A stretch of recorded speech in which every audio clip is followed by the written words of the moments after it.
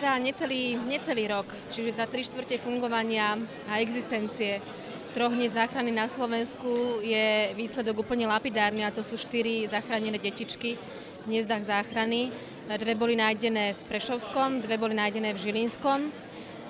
Faktom je, že vlastne prvé dieťatko, mediálne známe ako Hviezdička, má dnes adoptívnych rodičov, čo je úplne úžasné, čiže dočkala sa aj lásky. Napríklad prvý chlapček nájdený v Žilinskom, tak toho si vyzdvihla svoja vlastná mamička v zákonnej lehote, čo je 6 týždňov. A ďalšie 2, ja verím, že tiež budú mať osud plný lásky. Dôležité je, že naozaj to svoj efekt má, to je to najpodstatnejšie.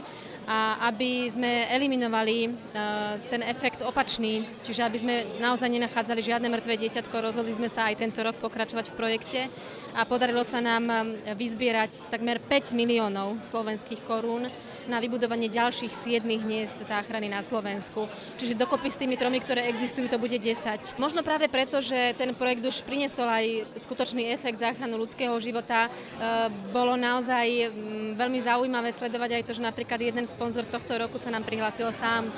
Po 2. zachránenom dieťatku v Žiline zavolali z harmanických papierní a spýtali sa, či ešte robíme hniezda. Hovorím, áno, robíme, tak my vám dáme na jedno hniezdo. Proste bolo to úžasné.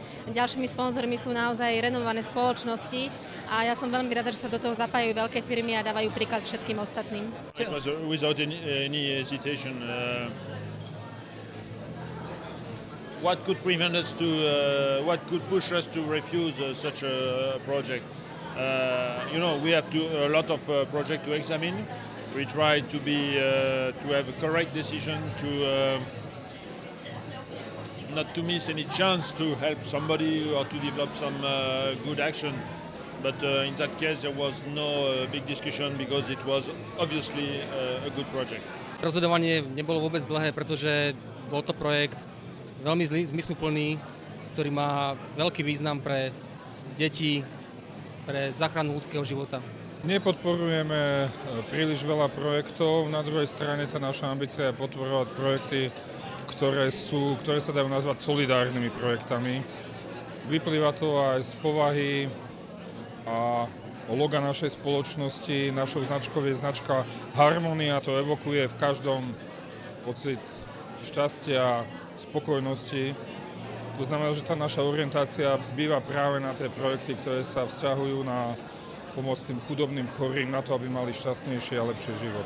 Keď vychádzame zo štatistiky, jednak tých odložených, respektíve usmrtených detí v minulosti, alebo zo štatistiky európskych krajín, tak sa predpokladalo, že zhruba ročne by mohlo ísť o niekoľko, povedzme, až do okolo 10-12 detí, že by sa takto dokázalo zachrániť tie deti, ktoré teda matky nechcú. A s tým, že teda vznikla táto iniciatíva hniezd záchrany, ministerstvo zdravotníctva ju podporilo jednak legislatívnymi krokmi, jednak finančne a samozrejme aj po tej medicínskej stránke je veľmi dobre, keď tie nechcené deti, keď už sa narodia, aby sa čo najskôr dostali pod tú zdravotnícku starostlivosť.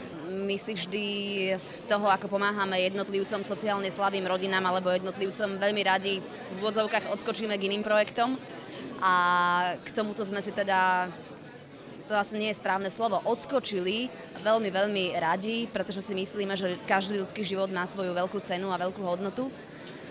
A tak sme veľmi radi, že sme sa vlastne dostali k tomuto projektu a že sme mohli pomôcť 1 miliónom slovenských korún na ďalšie hniezdo záchrany.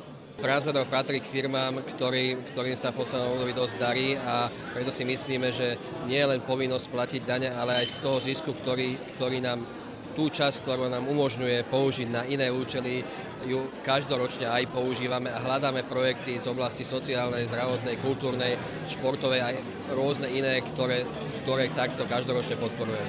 Veľké firmy pochopili svoju úlohu v tejto spoločnosti, že treba pomáhať tým slabým a tým potrebným a už záchrana tých 4 ľudských životov stojí za to.